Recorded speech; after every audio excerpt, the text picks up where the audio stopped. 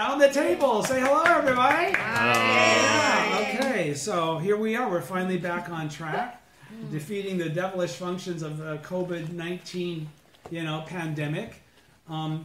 Today we're going to be reading from Teachings for Victory, Volume 5. Does everybody have that? Okay, then we need to get in gear about getting Volume 6 going, because does everybody have Volume 6? I don't. No. Do you already have Volume 6? No. Okay, so we need somebody to kind of like figure out, get us all Volume 6s. I just want to say that right now while we're starting Volume 5, so we don't have to have some gap in between. Okay? So just make a mental note of that. We're starting 5. When we get through this, we're going to have to be reading 6, and I don't have 6, and we don't have 6. Okay, so number 1. This is 5.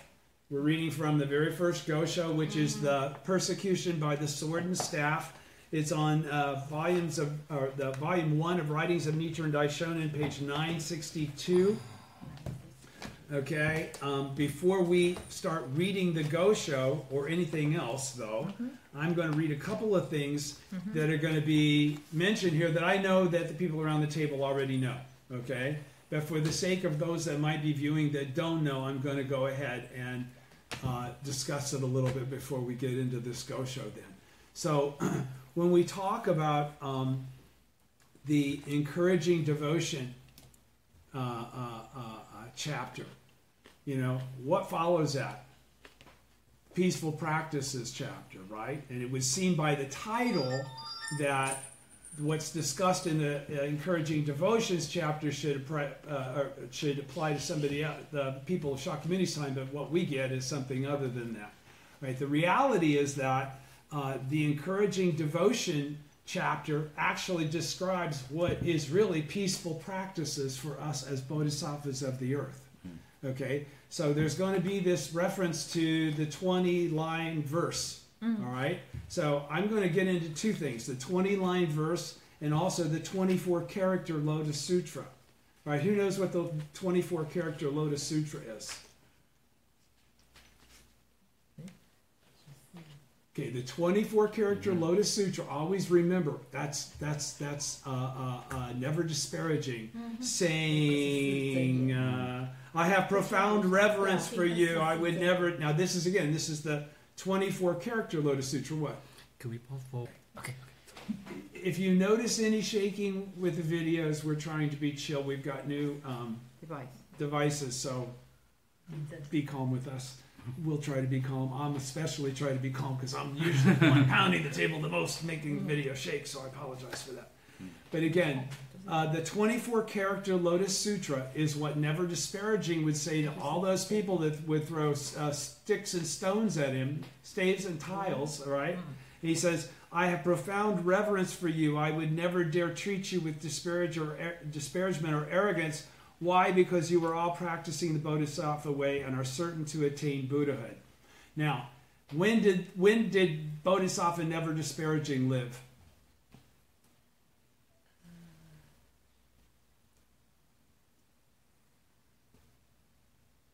Before Shakyamuni. Before Shakyamuni. Yeah. Why do we know for sure it was before Shakyamuni? Because he reborn as Shakyamuni. Yes, because he is Shakyamuni in a previous lifetime, right? Okay, so, but what does that also, so then what does the Daishonin qualify in this Gosho as well in other places? That, how does he qualify Nam-myoho Renge-kyo and the 24-character Lotus Sutra? He says they're the same thing, okay? So we have to understand that while our minds think of the Lotus Sutra as something that is fixed, okay, in the form of a 28-chapter telling of a story by Shakyamuni, Shakyamuni's dad, Great Universal Wisdom Excellence, also preached the Lotus Sutra. So did Burning Torch, okay? So did everybody that precedes the Shakyamuni as it relates to the teaching that he reveals in the Lotus Sutra. Okay, all of those heavy-duty dudes that are mentioned, right? Okay, so the point is that we should understand that the Lotus Sutra is not something that's tied to a book.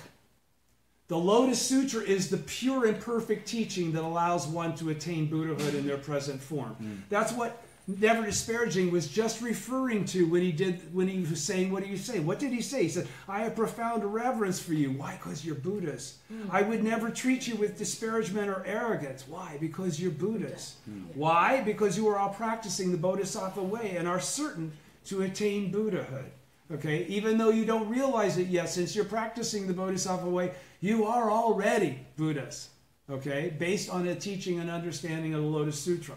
So, that's the, in fact, this is the Daishonen's from, I can't remember which Gosho this is from.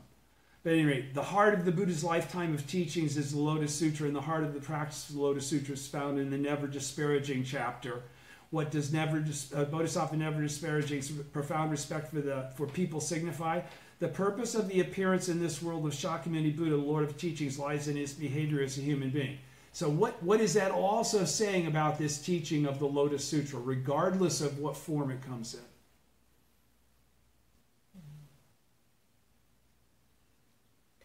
The profound truth that all living beings are entities of the mystic law.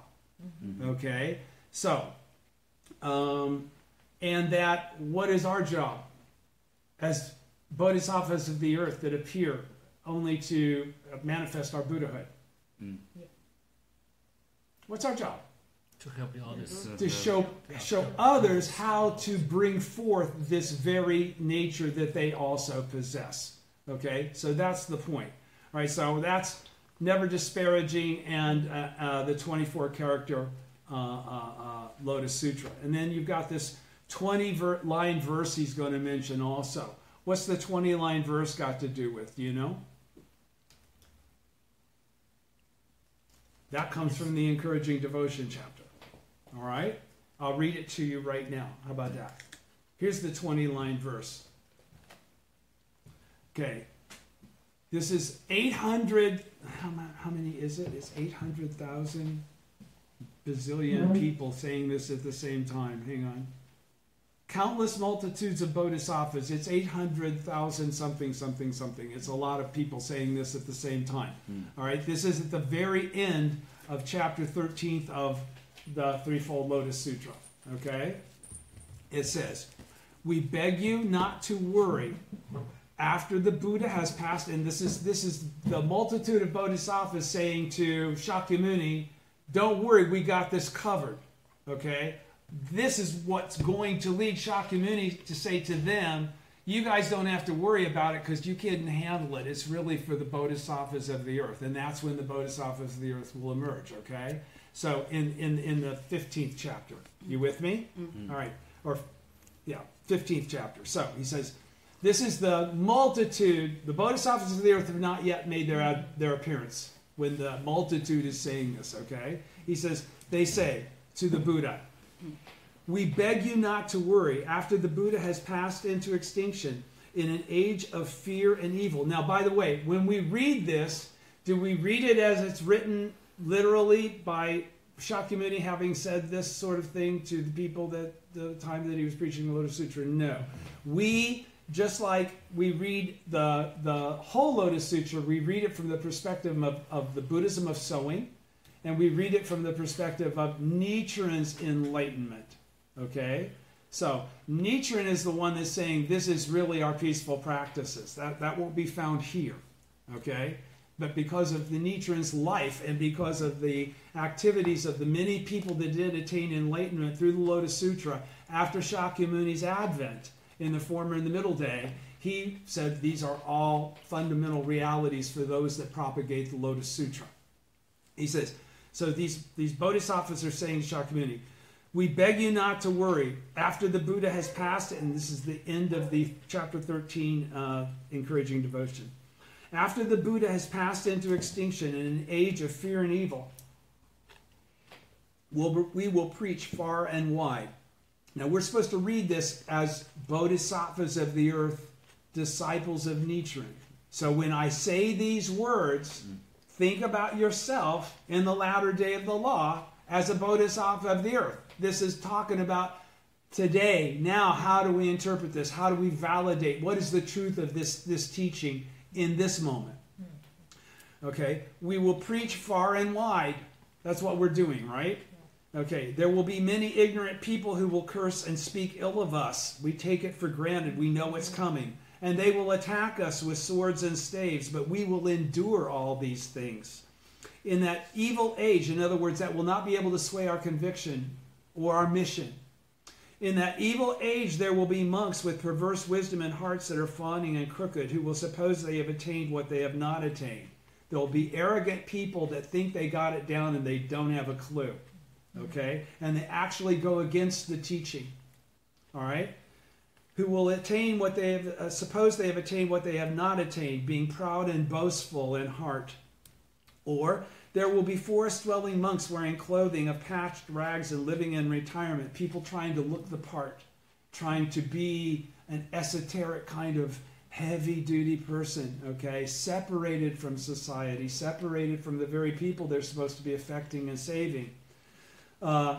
Wearing clothing of patched rags and living in retirement, who will claim they are practicing the true way. They will claim it, despising and looking down upon all humankind. Anybody that can't do the wild esoteric things they do, living like hermits, they're not in touch with the truth. Greedy for profit and support, because they live off of alms. They will preach the law to white-robed laymen, and will be respected and revered by the world as though they were arhats who possess the 6 transcendental powers, because they look like they're such special esoteric people. They will claim to know things that others don't know. They will talk about teaching secret teachings, okay, like true word. Do you understand what I'm saying? Okay, he says, these men with evil in their hearts, because they're really not about practicing for the sake of peace. They're about profit, okay, or advance in society, constantly thinking of worldly affairs, will borrow the name of forest-dwelling monks. They'll pretend to be those kinds of people and take delight in proclaiming our faults, the bodhisattvas, saying things like, these monks are greedy for profit and support, talking about us bad that way. And therefore they preach non-Buddhist doctrines and fabricate their own scriptures, saying that we're not having a greater insight into the truth of the teaching that already exists, but that we're just making things up as we go along. He says, and we do that, and they're claiming that we do that to delude the people of the world, which is quite the opposite, right? Because they hope to gain fame and renown thereby, they make distinctions when preaching this sutra. Just as we do. We make distinctions now based on it being the latter day of the law. So they're, again, disparaging that process. All right? Pardon me. Because in the midst of great assemblies, they constantly try to defame us. They will address the rulers, high ministers, Brahmins, and householders, as well as other monks, slandering and speaking ill of us. So they'll be passing on the slander that we're practicing an incorrect teaching. They're correct, and they're correct. Saying, these men of perverted views, calling us that, who preach non-Buddhist doctrines. These are men of perverted views who preach non-Buddhist doctrines. But, it says, but we bodhisattvas, upholding the teaching of the Buddha, but because we revere the Buddha, we will bear all these evils. Okay? Because we're bodhisattvas of the earth, disciples of Nichiren, we will bear all the slander that goes against us as the teachers of the essential teaching in the latter day. Though they treat us with contempt, saying, you are no doubt all Buddhists. Okay? They'll make fun of the fact that we talk about universal enlightenment. All such words of contempt and arrogance we will endure and accept. In a muddied kalpa, in an evil age, there will be many things to fear. Evil demons will take possession of others, and through them curse, revile, and heap shame on us. But we, reverently trusting in the Buddha, will put on the armor of perseverance. In order to preach this sutra, we will bear these difficult things. We will care nothing for our bodies or lives. So do not begrudge your life is right there. But we are anxious only for the unsurpassed way. We seek only enlightenment for the sake of ourselves and the others that we've promised to teach. In ages to come, we will protect and uphold what the Buddha has entrusted to us. That's exactly what we are doing right now. This the world-honored one must know. And our teacher always know, our mentors always know our struggles and our victories. We're connected to them forever. The evil monks of that muddied age failing to understand the Buddha's expedient means that he had all those 40 years of preaching, but he was not preaching the truth. He was not preaching the actual absolute truth. In these more than 40 years, I've not yet revealed the truth, the law. Okay? He said how he preaches the law in accordance with what is appropriate, according with the time and the capacity of the people, which the teaching says is the reason that he preached what he preached and how he preached it at the time he preached it. Will confront us, how he preaches law. We will the evil monks of that muddied age, failing to understand the Buddha's expedient means, how he preaches the law in accordance with what is appropriate, will confront us with foul language and angry frowns. Again and again we will be banished to a place far removed from towers and temples. All these various evils. Now he says, again and again we will be banished. Again and again. These are all things that, as far as the Daishonin is concerned, as he reads them, just as I read them right now, my own mind is telling me this is all about me. This is talking about you, Tom. Okay? That's exactly what the Daishonin was able to discern. And that's why we read this from the perspective of his enlightenment as bodhisattvas of the earth. Because who is Nichiren? The leader of the bodhisattvas of the earth. Nichiren is a bodhisattva of the earth just like us. People that are born into the 9 worlds and reveal the 10th. That reveal the true path to the true attainment. Okay? So he says, if in the settlements and towns there are those who seek the law, we will go to wherever they are and preach the law entrusted to us by the Buddha. That's what we are all doing. We will be envoys of the world-honored one, facing the assemblies without fear. Okay? We will preach the law with skill, for we desire the Buddha to rest in tranquility. In the presence of the world-honored one and the Buddhas who have gathered from the 10 directions, we claim this vow. The Buddha must know what is in our hearts. Okay, so that were those 2 preliminary things. And now, before we get into the Gosho lecture by President Ikeda, let's go to the Gosho itself and read it. And on page 965 is where the background starts. I'll read the background first. Everybody's with me, right? How we doing? Everybody cool? Good. Yeah. Okay. This letter was written to Nanja Tokimitsu, the steward of Ueno village in the Fuji district of Suruga province in the 4th month of 1279. The Daishonin's life at Minobu was entering upon its 5th year. So this is written to Nanja Tokimitsu after he's already an adult, essentially. And the Daishonin's already gone through Izu, Tatsunokuchi, Sato Island, and now he's been on, he remonstrated with Heino Seimin, said, I'm off, later dude, I'm off to the mountain, right? He's in his 5th year. He's been at Minobu for 5 years.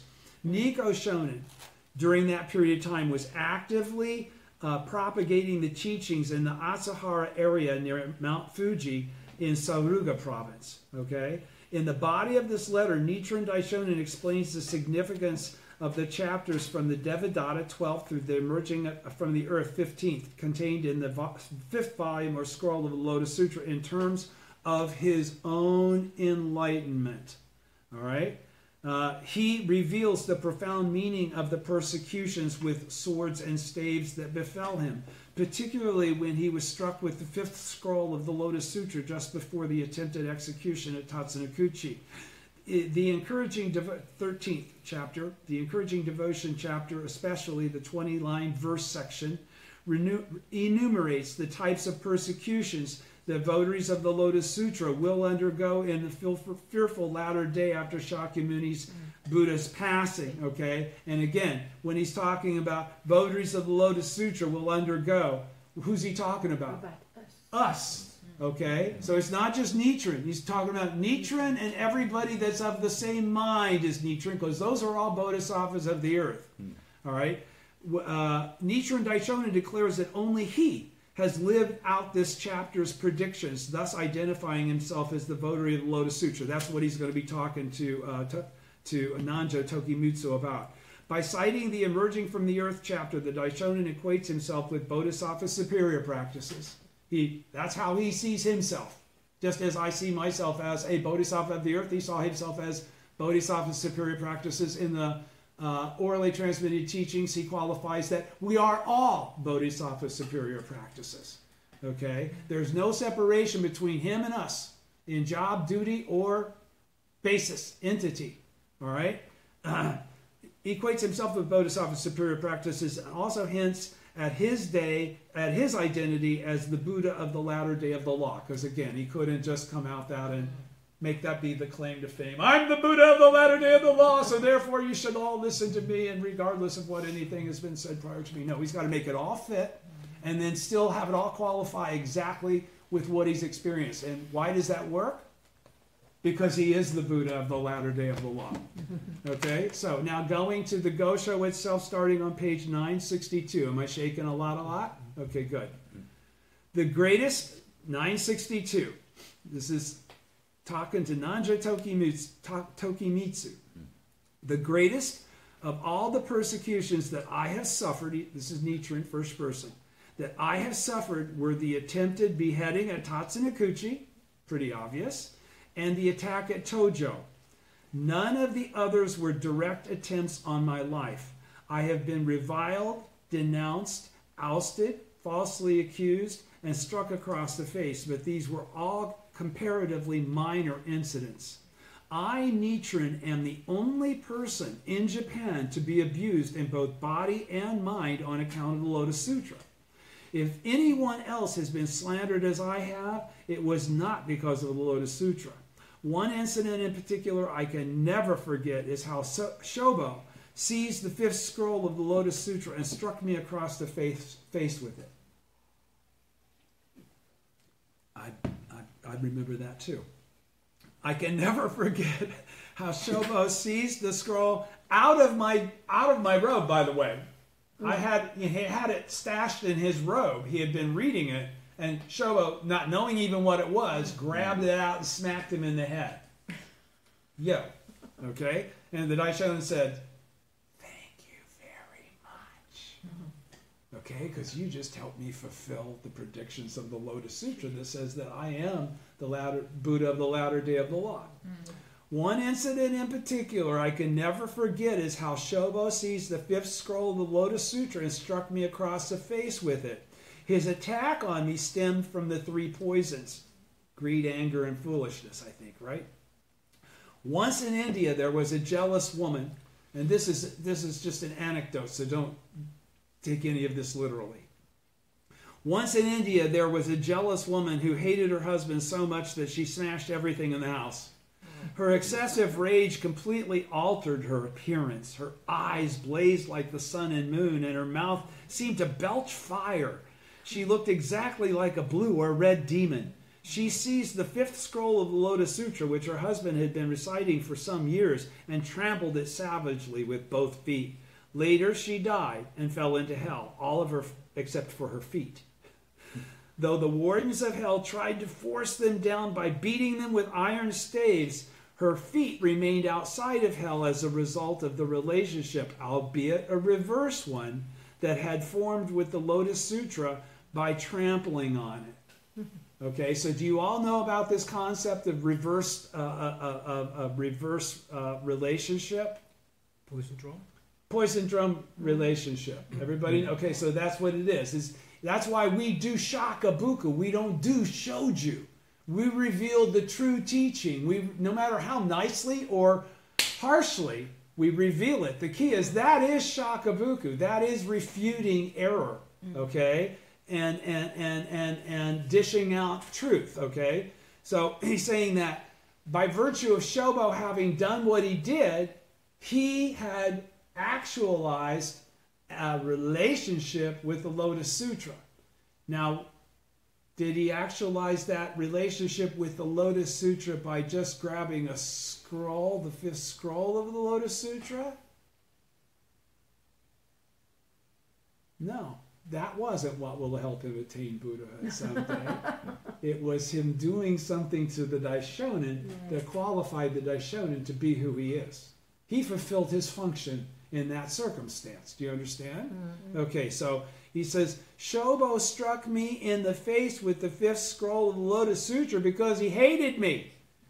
Thus he too formed a reverse relationship with this sutra. So he's saying that hating me is the equivalent of hating the sutra. That's what he's already qualifying. It's the latter day of the law. This thing is a story. It's a roadmap. It isn't the destination.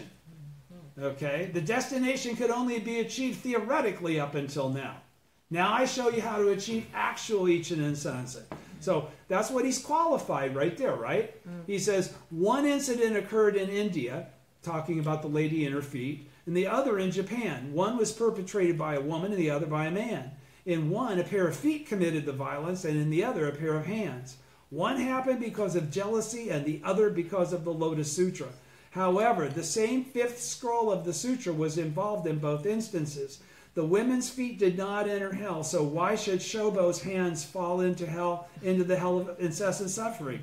The woman, however, hated only her husband and not the Lotus Sutra itself, whereas Shobo hated both the Lotus Sutra and me, Nichiren. Therefore, his entire body will enter the hell of incessant suffering. As a result, as the sutra states, when his life comes to an end, he will enter the Avicii hell. There is no mention of his hands being spared. How pitiful, how truly pitiful. Eventually, however, he will meet me again and be able to gain the fruit of Buddhahood, just as the 4 kinds of believers who arrogantly persecuted Bodhisattva, never disparaging, were ultimately saved by him. So what does that also say to you and me?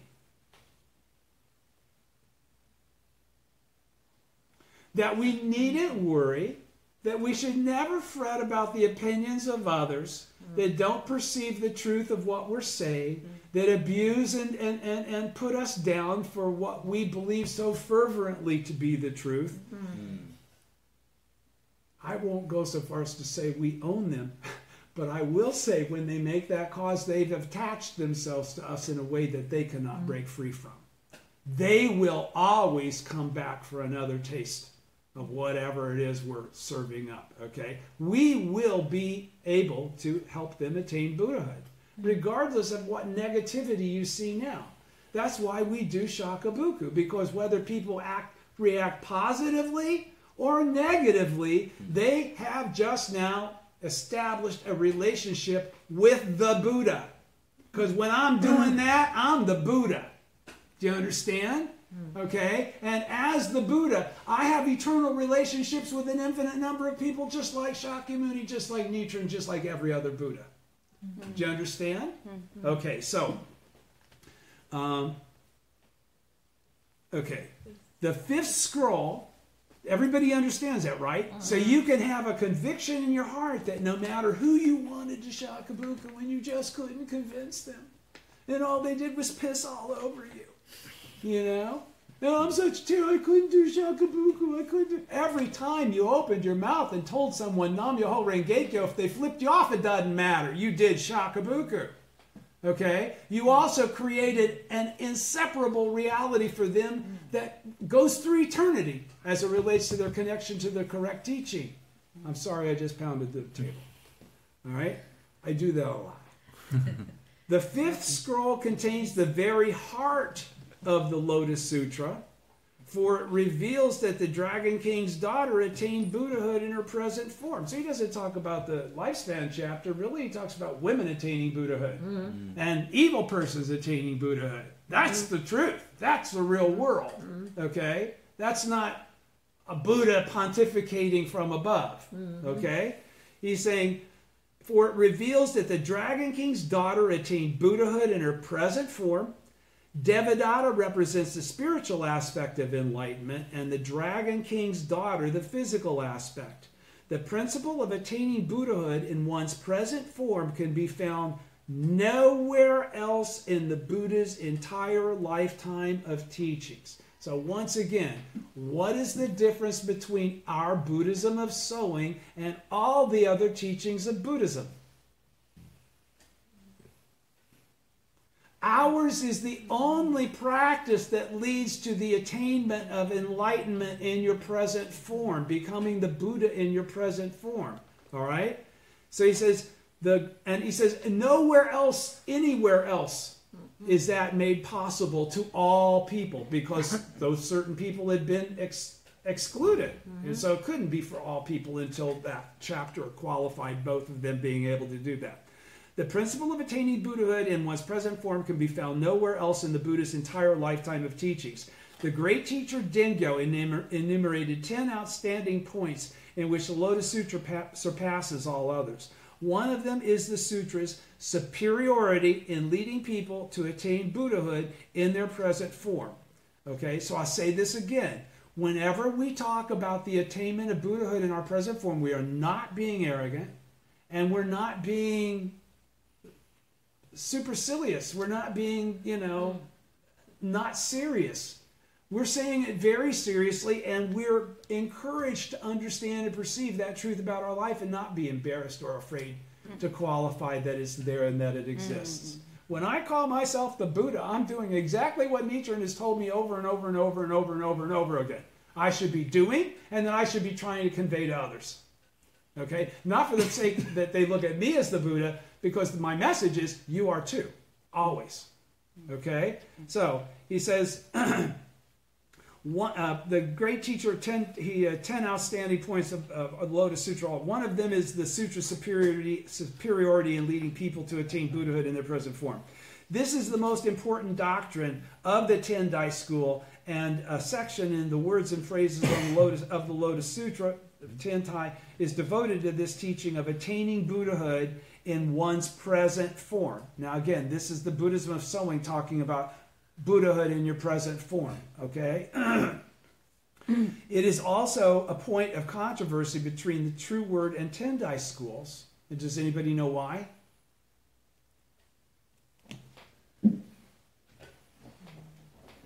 Whose teachings are the Tendai school? Is the Tendai school based on? Tiantai, right? Okay, who actually did Ichinen Sanzen, right? He's actually did 3,000 realms in a single moment of life. Okay, do we know what True Word did? That Nichiren was forever saying that's the whole problem. They stole the gi of the Lotus Sutra. They stole the gi. They stole the concept of attaining Buddhahood in your present form and inserted it into the Mahayurachana Sutra. Okay, in a translation done by such and such a guy that I don't remember his name, but we'll probably mention it here before he's over.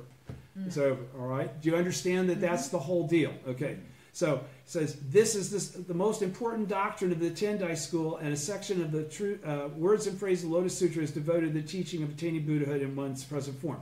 It is also a point of controversy between the True Word and Tendai schools. The Dragon King's daughter attained Buddhahood through the power of the Lotus Sutra. Bodhisattva Manjushri stated, I constantly expounded the Lotus Sutra of the wonderful law alone. The words alone and constantly are the core of this statement. However, the treatise on the mind aspiring for enlightenment reads, only in the True Word teachings can one attain Buddhahood in one's present form. Which is the one to accept, only or alone? The word only in the treatise must be in error in translation. The Immeasurable Meaning Sutra states, in these more than 40 years I have not yet revealed the truth. The Lotus Sutra reads, the world-honored one has long expounded his doctrine and now must reveal the truth. Okay? And this is all after the sutras that preceded it that they're referring to for their True Word teachings. So that's why we know it's made up. It was stolen. Many Treasures Buddha affirmed that only the Lotus Sutra. Who's Many Treasures Buddha? Yeah. Yeah, it's the guy that appears in the 16th chapter to say everything the Shakyamuni is saying is true, right? Or no, he did it. He was there before then, I believe. It's when the Treasure Tower chapters when he does that.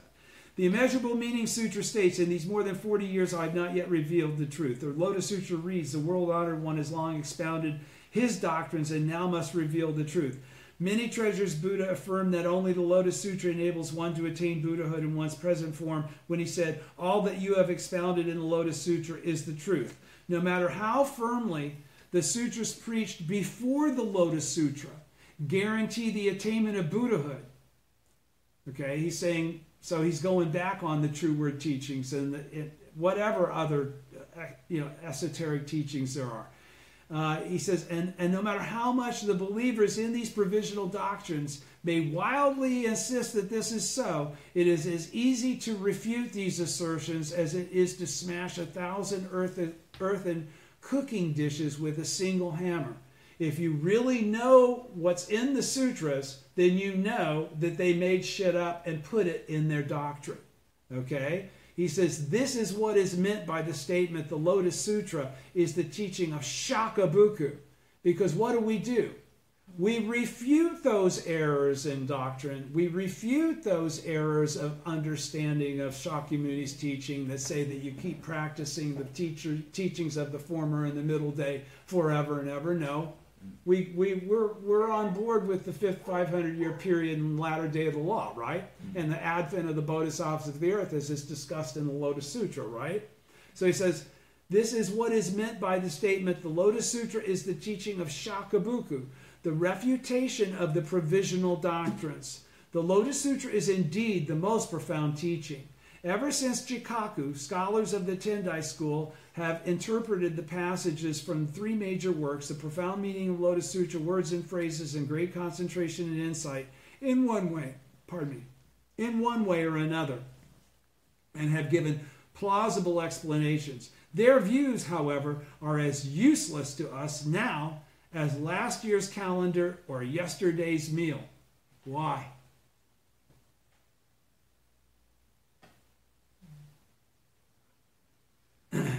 Ever since Jikaku, scholars of the Tendai school have interpreted the passages from the three major works of Tendai, I won't say the titles again, in one way or another, and have given plausible explanations.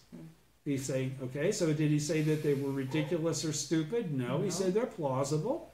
He says, however, their understanding, however, are as useless to us now as last year's calendar or yesterday's meal. Why would he say something like that? Because this is the latter day of the law, and the efficacy of the Lotus Sutra, according to the Great Collection Sutras, is already over. Okay? That's why Nichiren's doing this Nam-myoho Renge-kyo, Buddhism of selling thing. Because the sutra says it's time. And the teacher will make his advent to do that. All right? So their views, however, are as useless to us now as last year's calendar or yesterday's meal. They're of no use to us, frankly. Right. You should pay no attention to a person who says that in the first 500 years of the latter day of the law, there exists a way to attain enlightenment apart from the Daimoku of the Lotus Sutra, apart from Nam-myoho Renge-kyo. You should pay no attention to anybody saying that, even if this were the Buddha's teaching. Did you hear what he just said? He just said, I'm giving you a declarative. Even if Shakyamuni had told you to do this, you shouldn't be doing this. All right? Even if this were the Buddha's teaching. Now, those are strong words. He's saying, follow my teaching, is what he's basically saying. Because my teaching, you know, is my teaching, because I'm teaching it to you. It isn't coming from 2,000 years ago, passed along orally, interpreted by this guy, and then interpreted by this guy, then this guy, then this guy, then this guy. My Buddhism of sewing is coming straight out of my mouth, and in my own hand, I'm writing. You can't find that on any other sutras. Okay? Do you understand? All right, so, even if this were the Buddha's teaching, how much more if it were the opinion of some teacher? So he's going like, you shouldn't even follow that if it's Shakyamuni's teaching because it's the latter day of the law, let alone if it's the opinion of someone else other than Shakyamuni, the Lord of teachings, okay? How much more so is it if it was the opinion of some teacher? The Devadatta chapter, the Lotus Sutra states that Devadatta was the teacher of the thus come one Shakyamuni in some past existence. He who was once the teacher is now the disciple, and he who is now the disciple was formerly the teacher. Do you understand what he just said there? What he's talking about? Okay, remember when we read the Devadatta chapter? Okay, what did we find out about Devadatta? He had a name in the past. It wasn't being called Devadatta. It was being called Asita. Asita was Shakyamuni's teacher. Okay, so that's what it's saying. He's saying he who was once the teacher, Asita, teaching pre-Lotus Sutra Shakyamuni from a past life, okay, is now the disciple, and he who is now the disciple was formerly the teacher. In pondering this chapter, so then again, he's going to qualify through my enlightenment, I, Nichiren, have realized that it reveals the profound meaning of the Lotus Sutra through the oneness of past and present and the inseparability of the one who teaches and the one who learns. Wow, what did that just say then? Between the teacher and there is no distinction between teacher and student, okay? And there is no separability, and there is an inseparability between the teacher and the student. Okay, so there's no difference and there's an inseparability. Okay, so what did that then just qualify?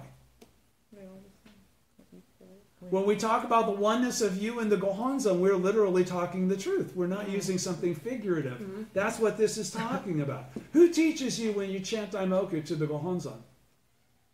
The mind that is one with Nichiren. Your Buddha nature. Okay? But who are you talking to? Who's answering you? You! Your Buddha nature is coming out in a way that you can't perceive. That couldn't be me talking. I don't even know that. Yeah, you do. Yeah, you do. You just haven't realized you know it yet. Okay? So that's what he's trying to explain.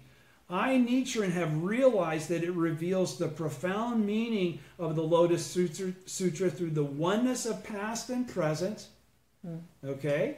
Because he's qualifying all the same thing. Disparaging 24-character Lotus Sutra, my Nam-myoho Renge-kyo, are the same thing as the 28-chapter Lotus Sutra. Just different time, different circumstance. All right? And the inseparability of the one who teaches and the one who learns. So those are always things that predate this lifetime. I walk up to a total stranger and start preaching the sutra to them. They hear something and it strikes them and they embrace, tell me more. That is not somebody that I just met. Ever. Do you understand that? Do you understand that you have that kind of supernatural power in your life? You have those kinds of... Don't forget, if you're a bodhisattva of the earth, I guarantee you I am. Okay? If you're a bodhisattva of the earth, you also appeared at the ceremony in the air, just like I did. When we came, we didn't come by ourselves. We all had a crew. We all had people that we had been encouraging. Just as the sutra qualifies, the other Buddhas have been teaching the people that they're connected to. And why we don't teach people from the former or middle day of the law is why? We have no connection to them. They're connected to Shakyamuni. We're connected to the original teacher, Nichiren. Is everybody with me? All right. Okay. Therefore, he's saying, after coming to these conclusions, therefore the merciful thus come one Shakyamuni became the teacher of the wicked Devadatta, and the wise Manjushri became the teacher of the ignorant daughter of the Dragon King. Certainly, I can in no way be inferior to Manjushri or the thus come one Shakyamuni. What did he just say there? Whoa! He's saying this to Nanjotoki Mitsu, close disciple, but he's saying it very literally. He's putting it in writing in a letter. He's saying, certainly, I, Nichiren, can in no way be inferior to Manjushri, the wisest of all the bodhisattvas. or the thus come one Shakyamuni himself, the teacher of all those bodhisattvas. Okay? So he's basically saying then, what about you? Are you a bodhisattva of the earth? Yeah. Yeah. Are you inseparable with your teacher, the original teacher, Nichiren? Yeah. Then I can tell you that you are absolutely in no way inferior to Manjushri or Shakyamuni. That's cool. That's very cool. The men of Japan, because otherwise we'd be living in the past. The men of Japan are like Devadatta, and the women are like the Dragon King's daughter. Whether by following it or opposing it, they will attain Buddhahood through the Lotus Sutra. This is the message of the Devadatta chapter. Next, we come to the encouraging devotion chapter. Only I, Nichiren, have read with my entire being the 20-line verse from this chapter, which with 800,000 million, okay, that was how many? I was trying to think. I kept saying it was a bunch of guys saying this all at the same time when I was doing the 24-line, the 20-verse line. Okay. This is how many people said those words together in the Lotus Sutra.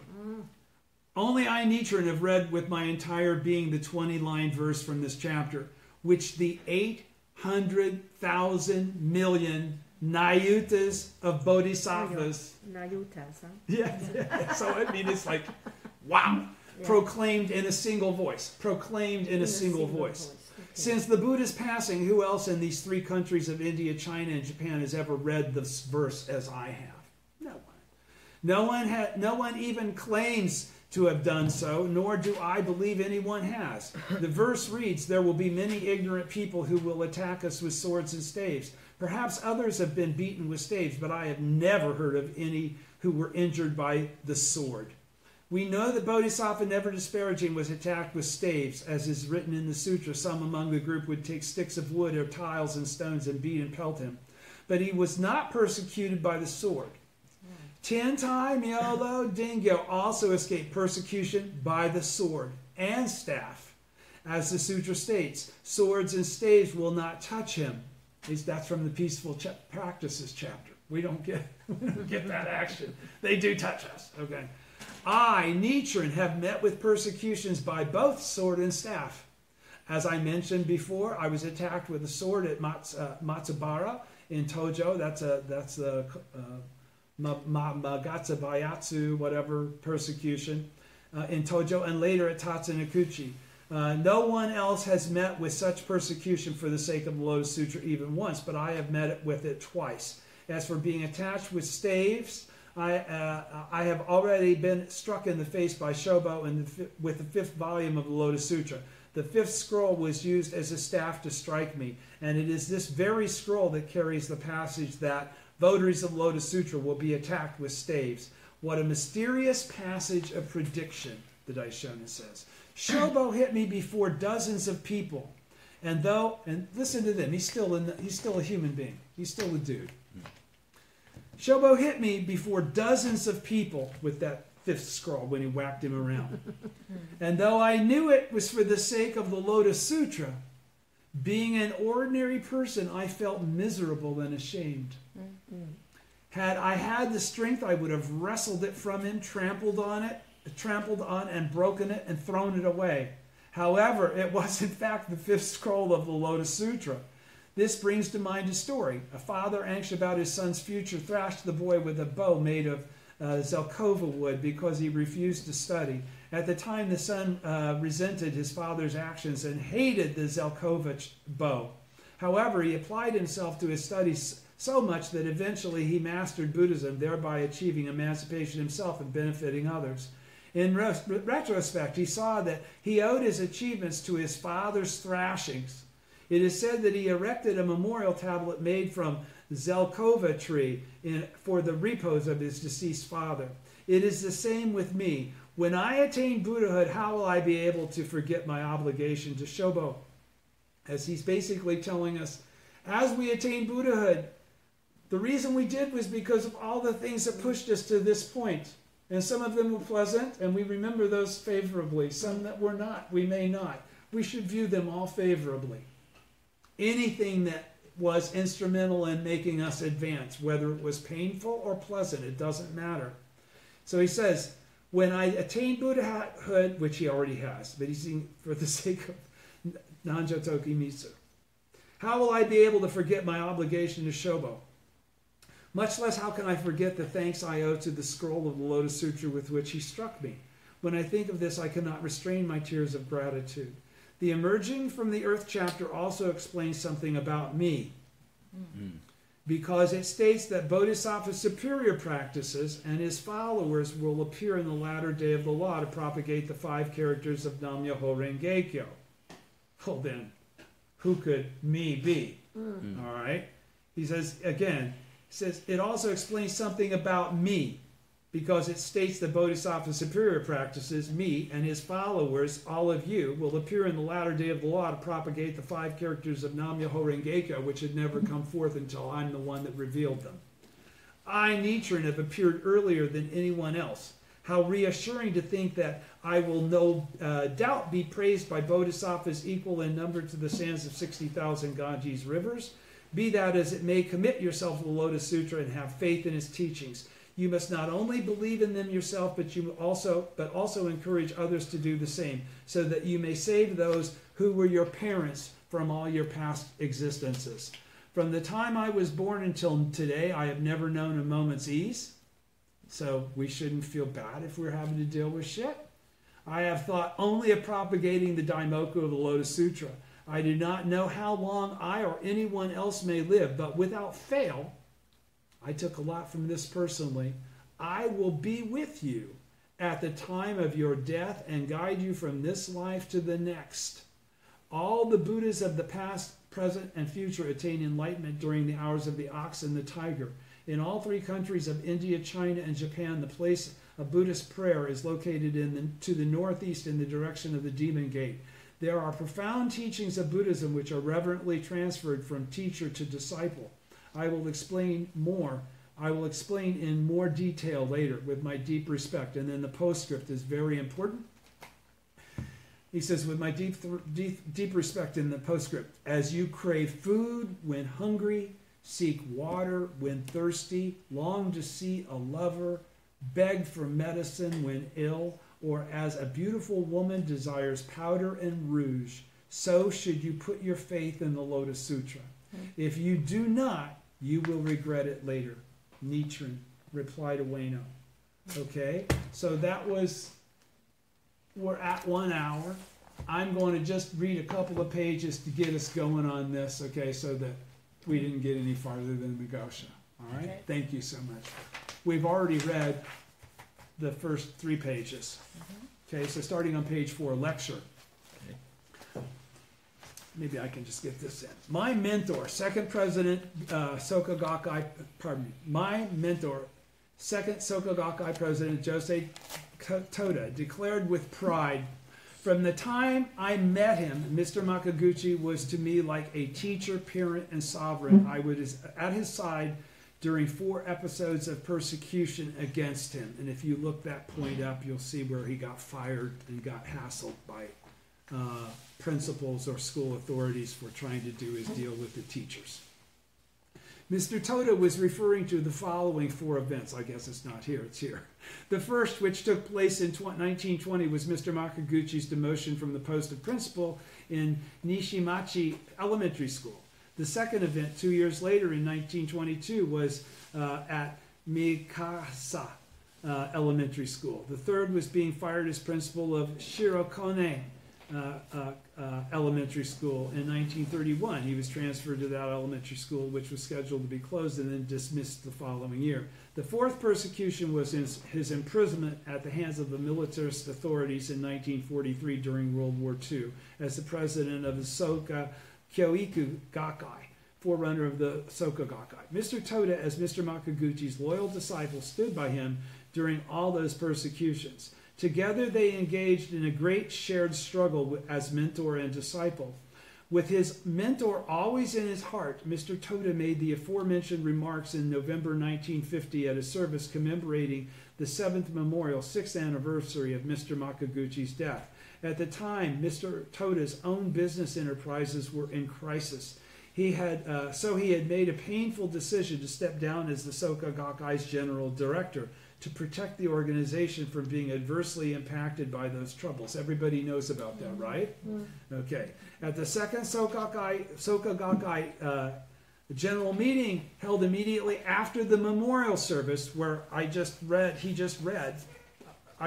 what he said, Mr. Toda declared with unbowed conviction that Kosen Rufu, the widespread propagation of the mystic law, is the Buddha's intent and decree. No matter how great the hardships I might face, Josei Toda is saying, he added, having committed myself to chanting Nam-myoho Renge-kyo, I wish to continue advancing toward Kosen Rufu with all of you as long as I live, even should I be reduced to surviving on water and wild roots or be forced to lay down my life for the sake of that cause. This is my one and only wish. With these impassioned words, he brought his remarks that day to a close. So does everybody know what he just said there? What happened here? What did that just describe? Okay, he's at the memorial commemorating the 6th anniversary of Makaguchi's death, right? Mm-hmm. In the meantime, he's had business troubles, so he's had to step down as the leader of the Soka Gakkai in order to protect the Soka Gakkai. And now, as soon as he's done making these comments and the memorial's over, he gets up and says, no matter what, no matter how much I got to go through, though, I'm not going to stop doing Kosen Rufu. I may no longer be the general director, but I'll fight with you every moment of life that I have left in my life to attain the Kosen Rufu that we're supposed to attain together as Bodhisattvas of the earth. He says, no matter how great the hardships I might face. So he's saying this as a sort of a defeated person. Right. He's saying this in the midst of great adversity and maybe loss of face. We might even think of it that way, right? But is he cowed by that? Is he embarrassed? Does he shudder himself off to the side? No. He stands right up and says, having committed myself to chanting Nam-myoho Renge-kyo, I wish to continue advancing toward Kosen Rufu with all of you, as long as I live. Should I be reduced to surviving on water and wild roots or be forced to lay down my life for the sake of that cause? He's saying, I don't give a shit what happens to me. I want to do Kosen Rufu with you guys. This is my one and only wish. With these impassioned words, he brought his remarks to a close, to that day to a close. Observing Mr. Toda's unwavering commitment to Kosen Rufu, his readiness to face any hardship that might lie ahead, I was filled with fresh courage. A powerful determination surged up within me to support and strive alongside Mr. Toda, just as he has supported and striven alongside his own mentor in his youth. That night I wrote in my diary, my resolution to follow Mr. Toda has grown firmer. Striving together with our mentor, overcoming adversity together with our mentor as we advance along the great path of Kosen Rufu, this shared struggle of mentor and disciple is the very essence of what it means to practice Nichiren Buddhism. So basically says too, when you take someone on as a teacher, you don't judge what they're saying based on how unassailed they are in life. Do you understand? They could continue to have difficulties and challenges, and it will not have a goddamn thing to do with the correctness of what's coming out of their mouth as they encourage you as an individual that does not have the same karma as they do, that will not necessarily have to experience the same things that they do. Okay? Because you only experience it if you can handle it. Striving together with our mentor, overcoming adversity together with our mentor as we advance along the great path of Kosen Rufu, this shared struggle of mentor and disciple is the very essence of what it means to practice Nichiren Buddhism. For us to walk this path as disciples, we must first of all be aware of and understand our mentor's struggles, including why and how our mentor has fought and how victory was achieved. It is important that we try to engrave our mentor's fighting spirit, conduct, and wisdom in our life through our own efforts for Kosen Rufu and achieve actual victory, not happy talk victory. In this chapter, let us study persecution by sword and staff, in which the Daishonin explains the significance of this momentous struggle for Kosen Rufu to his youthful follower, Nanjo Tokimitsu. See you next week. Thank you. Thank you. Thank you.